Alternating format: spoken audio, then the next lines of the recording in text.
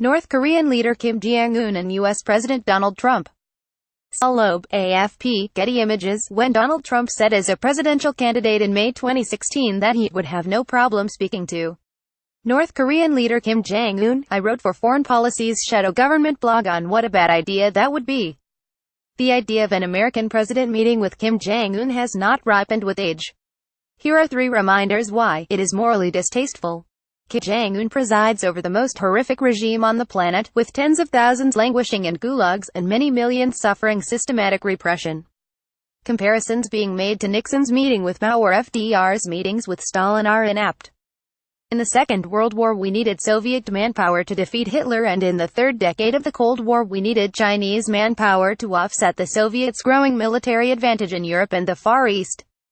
These were both necessary and achievable aims that aligned with Soviet and then Chinese interests and helped to defeat larger evils. All we need from North Korea is nuclear disarmament, which the regime has demonstrated it has no intention of putting on the table. The fact that even Chinese President Xi Jinping finds Kim Jong Un too distasteful to meet should tell us something. It fits North Korean long-term objectives, not U.S. goals.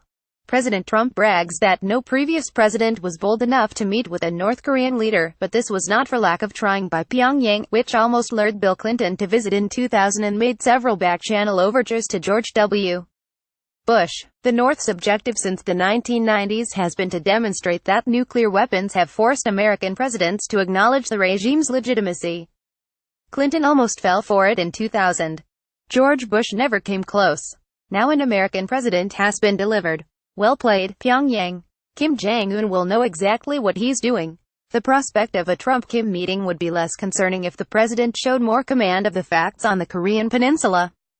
His stump speeches declaring that sanctions have led Kim to cry uncle and negotiate denuclearization are based on generous interpretations of what the South Korean National Security Advisor thinks he heard in Pyongyang and not anything coming out of the North Korean regime itself, which remains wedded to nuclear weapons.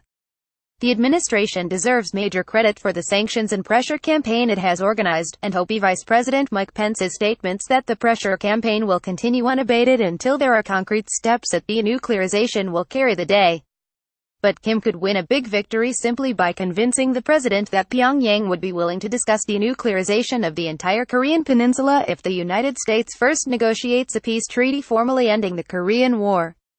The North's real intent behind this seemingly constructive move has always been to set the stage for dismantlement of the 1950 UN Security Council mandate, the ROC U.S. Combined Forces Command on the peninsula, and the U.S. nuclear umbrella over South Korea, since that would be part of any North Korean definition of denuclearization of the peninsula.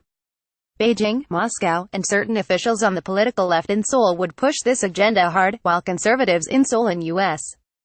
allies more broadly would be dismayed. There are half a dozen other similar traps in negotiating with Pyongyang. North Korean leaders have decades of experience trying to manipulate the nuanced arrangements associated with the UNSC mandate and U.S. alliances in Asia, so do some U.S. diplomats, but they will not likely be at center stage. Perhaps the Trump-Kim meeting will yield concrete North Korean steps toward disarmament, but I do not know a single experienced North Korea policy veteran who thinks that is likely. Or perhaps the Trump-Kim meeting will go the way of the president's promised military parade, modified by calmer heads in the administration into a series of lower-level preparatory meetings that do no harm. In either case, let's hope the theater does not distract those in the administration who are doing the necessary work of containing and deterring North Korea, because we are very likely to have to rely on those strategies for a while. Michael J. Green is Senior Vice President for Asia at the Center for Strategic and International Studies and a professor at Georgetown University. He served as the senior National Security Council official on Asia policy during the George W. Bush administration. Follow him on Twitter, @JapanShare.